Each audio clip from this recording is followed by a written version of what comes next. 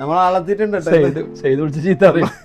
നമ്മളെ brand ambassador എത്തിയിട്ടുണ്ട്, mattress വേൾഡിന്റെ brand ambassador Sharif മാഷ്. കഴിഞ്ഞൊരു വീഡിയോ പോയിട്ടുണ്ടായിരുന്നു, നല്ല നല്ല റെസ്പോൺസാണ്. ആ സാധനം ഷോയിബിന്റെ അടുത്തുനിന്ന് ജസ്റ്റ് ഇവിടുന്ന് ഷൂട്ട് ചെയ്ത് പോയില്ലേ, ഒരു തമാശ. വീട്ടിലെത്തുമ്പോഴത്തേക്ക് പയ്യന്നൂരുള്ള സീമ ടീച്ചർ എനിക്ക് ഈ സാധനം അയച്ചു തന്നു.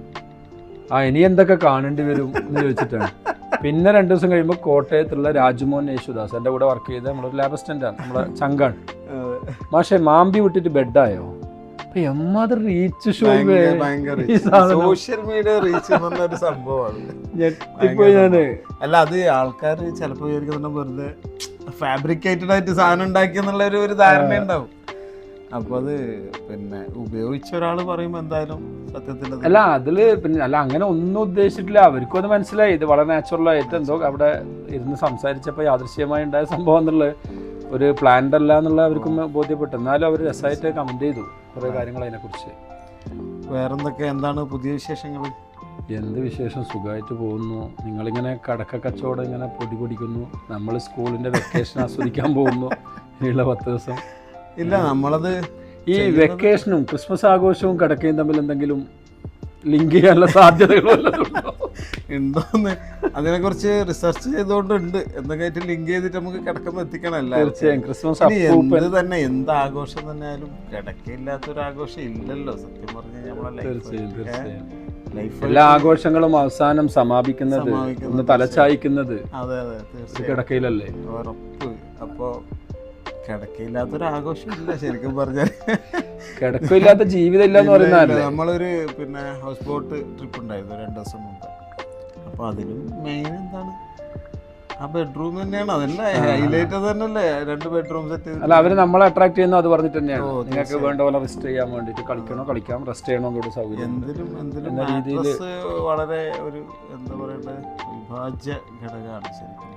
ലൈഫ് നമ്മൾ അത്ര യൂസ് ചെയ്യുന്ന ഒരു സാധനമല്ല.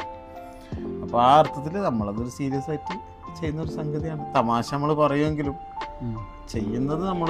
അല്ല, ഞാനിപ്പോൾ കയറി വരുമ്പോൾ കണ്ടല്ലോ 3-4 ആൾക്കാർ അതും ഇതൊക്കെ തെരഞ്ഞു പിടിച്ച് വാങ്ങി കൊണ്ടുപോകല്ലേ. അപ്പൊ ജനങ്ങളിപ്പോ അത് വെറും കിടക്ക ആയിരിക്കുക എന്നല്ല, കിടക്ക എവിടുന്ന് എടുക്കണം, അത് ഏതായിരിക്കണം, അതിന്റെ മെറ്റീരിയൽ എന്തായിരിക്കണം എന്നൊക്കെയുള്ള രീതിയിലേക്ക് ഒരു ചോയ്സിലേക്ക് വന്നു. സീരിയസ് ആയിട്ടും പിന്നെ അതൊരു ആത്മാർത്ഥമായി ചെയ്യുന്നു എന്നുള്ളത് ആൾക്കാരത് തിരിച്ചറിയുന്നു.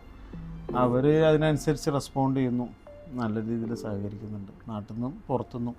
അല്ല, ഞാനിപ്പോൾ ശ്രദ്ധിച്ചത് ആ കസ്റ്റമേഴ്സ് ഒന്നുമല്ല, ഷോയിബിന്റെ എന്താണോ അഭിപ്രായം അത് അവർ ഫൈനലി തീരുമാനിച്ചു കഴിഞ്ഞു. ഏതാണെന്നല്ല, ഇതാണ്, അതിൽ ഇതാണോ ഈ കോമ്പിനേഷൻ, ഏതാ നിങ്ങൾ നല്ല ഈ കോമ്പിനേഷനാണ്, ഓ യെസ്, അവരതിൽ സാറ്റിസ്ഫൈഡ് ആണ്. വിശ്വാസ്യതാർജിക്കുക എന്നുള്ളത് പ്രധാന ഘടകമാണ് ബിസിനസ്സിലായാലും. നമ്മൾ സത്യസന്ധമായി ചെയ്യുക എന്നുള്ളതാണ് മാഷെ, അതിൻ്റെ ഒരു മെയിൻ സംഗതി അതാണ്. എന്ത് കാര്യങ്ങൾ ചെയ്യുന്നതും നമ്മൾ സത്യസന്ധമായി ചെയ്യുക എന്നുള്ളത് ഒരു സംഭവമാണ്. അത് നമ്മൾ കെയർ ചെയ്തിട്ട് ചെയ്യുന്നൊരു സംഗതിയാണ്. എന്തായാലും പിന്നെ അന്നത്തെ റിവ്യൂവും അന്നത്തെ ഒരു നമ്മുടെ സംസാരമൊക്കെ നന്നായിരുന്നു. അതാ ഞാൻ വന്നപ്പോൾ പറഞ്ഞ നമുക്ക് ഒന്നും കൂടെ പോകണം. ആൾക്കാരിങ്ങനെ പ്രതീക്ഷിച്ചിരിക്കുന്നുണ്ടാവും. തീർച്ചയായും പൊതുവെ ആൾക്കാർ ഇതൊക്കെ എൻജോയ് ചെയ്യുന്നതാണെന്ന് ഞാൻ മനസ്സിലായി. നമ്മൾ എൻജോയ് ചെയ്യുന്നത് പോലെ തന്നെ നമ്മളെ എൻജോയ് ചെയ്യുന്ന ആൾക്കാർ. ഇപ്പോൾ ഒരു ദിവസം വീഡിയോ അല്ലെങ്കിൽ ഒരു 2 ദിവസം വീഡിയോ ഇല്ലെങ്കിൽ നമ്മൾ പോകുന്ന സമയത്ത് സ്വാഭാവികമായിട്ടും നമ്മൾ എന്ത് ടോപ്പിക് ആയിക്കോട്ടെ ആൾക്കാരത് എൻജോയ് ചെയ്യുന്നുണ്ട് എനിഹോ. അപ്പോൾ ഞാനതാ പറഞ്ഞത് മാഷെ, ഒരു 1-2 വാക്ക് കൂടെ ഇട്ട് കഴിഞ്ഞാൽ. അല്ല, എന്റെ സുഹൃത്തുക്കൾ ഈ പറഞ്ഞ പോലെ ഈ വീഡിയോയിൽ കാണുന്നതോടുകൂടി എന്നെയും കിടക്കൊരാളാക്കി മാറ്റിയിട്ടുണ്ട്. അവർ നന്നായി ആസ്വദിച്ചിട്ടുണ്ട്. എനിക്ക് എല്ലാവരും അതിന്റെ പിന്നെ ലിങ്ക് അയച്ചു തരുന്നു. മാഷ അടിപൊളിയായിട്ടുണ്ട്, സൂപ്പർ ആയിട്ടുണ്ട്. ഇപ്പൊ ഈ സൗണ്ട് കേൾക്കുമ്പോഴത്തേക്ക് വൈഫ് കിടക്കക്കാരനാ എന്നാണ് ചോദ്യം. അതിലേക്ക് പോയിട്ടുണ്ട്. ഇന്നിപ്പോ ഞാൻ വെറുതെ വന്നല്ല കേട്ടോ, ഞാൻ ചോദിച്ച സാധനം എനിക്ക് കിട്ടേണ്ടതുണ്ട്. ഞാൻ ഒരു ചെറിയ കുട്ടികൾക്കുള്ള ബെഡുമായിട്ട് വന്നതാണ്, അല്ലാതെ ഈ പറഞ്ഞ പോലെ എന്തെങ്കിലും മറ്റു ഉദ്ദേശം വെച്ച് വന്നതല്ല. അല്ല, എന്താണോ ചോദിച്ചത് അതാണ് ഞാൻ തരിക. നമ്മളെടുത്തുള്ള സാധനം ഒരിക്കലും നമ്മൾ പുഷ് അടിച്ചേൽപ്പിക്കുന്ന പരിപാടിയില്ല, ആ പരിപാടിയില്ല. എന്താണോ ഒരു നീഡ് അറിഞ്ഞിട്ട് അത് നമ്മൾ ഫുൾഫിൽ ചെയ്യുക എന്നുള്ളതാണ്. അവിടെയാണ് ദാറ്റ് ഈസ് ബിസിനസ്. നിങ്ങളുടെ എന്താണോ നീഡ് അത് നമ്മൾ ഫുൾഫിൽ ചെയ്യുക എന്നുള്ളതാണ് നമ്മുടെ ഒരു.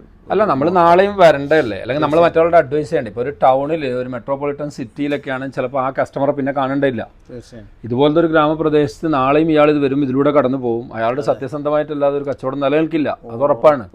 അപ്പോൾ ആ രീതിയിൽ കസ്റ്റമേഴ്സിനെ സാറ്റിസ്ഫൈ ചെയ്യാൻ കഴിയുക എന്ന് പറയുന്നത് തന്നെയാണ് ഏതൊരു ബിസിനസിൻ്റെയും ബേസ്. സത്യസന്ധമായി ചെയ്യാന്നുള്ളതാണ് നമ്മുടെ ഏറ്റവും പ്രധാന. പിന്നെ റിസ്ക് എടുക്കണം എന്നാണ് എന്തിനും, അത് ബെഡ് വെക്കുന്നതിലായാലും ശരി മറ്റു ജീവിതത്തിലായാലും ശരി. റിസ്ക് എടുത്താൽ റിട്ടേൺ കൂടും എന്നുള്ളതാണ് ഏറ്റവും പ്രധാനപ്പെട്ട ഒരു ഇക്വേഷൻ. ആ റിസ്ക് തീർച്ചയായും ബെഡിന്റെ കാര്യത്തിലായാലും റിസ്ക് എടുക്കാൻ തയ്യാറാകുക, റിട്ടേൺ കൂടും, സ്വാഭാവികം.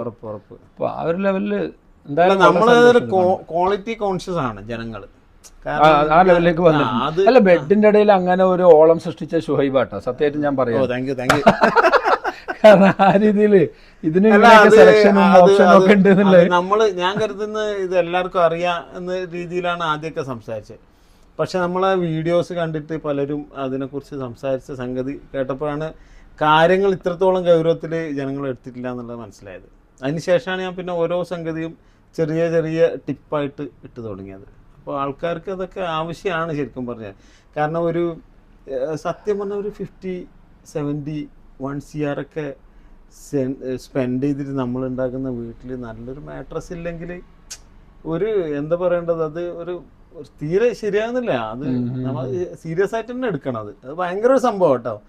കാരണം ആൾക്കാർ അവിടെ എത്തുമ്പം ബാർഗെയിൻ ചെയ്യും. നമ്മൾ മെയിനായിട്ട് കോറായിട്ട് നമ്മൾ യൂസ് ചെയ്യുന്നത് ഒരു ഐറ്റത്തിൻ്റെ അടുത്ത് എത്തുമ്പോൾ എന്തിനാ ഇതെല്ലാം എന്ന് ചോദിക്കുമ്പോഴും പറയുന്ന മറുപടി ഒന്ന് തലച്ചായ്ക്കാൻ എന്നാണ്. സത്യം. ആ തലച്ചായ്ക്കാൻ വേണ്ടുന്ന സാധനം സെലക്ട് ചെയ്യുന്നിടത്ത് അത് 10,000-ന് കിട്ടുമോ 5,000-ന് കിട്ടുമോ എന്ന് ചോദിക്കാണ്. ബാക്കി മേൽക്കൂരയും കാര്യങ്ങളൊക്കെ ഇന്റീരിയർ ഒക്കെ ചെയ്തിട്ടുണ്ട്. തലച്ചായ്ക്കാനാണ് ഇതൊക്കെ ചെയ്ത്. തല ചായ്ക്കേണ്ട എവിടെയാ, അതിന്റെ സാധനം എവിടെയാ, കറക്റ്റാണ്. ഒരു ഒബ്സർവേഷൻ കറക്റ്റാണ്. അതാണ് അത്.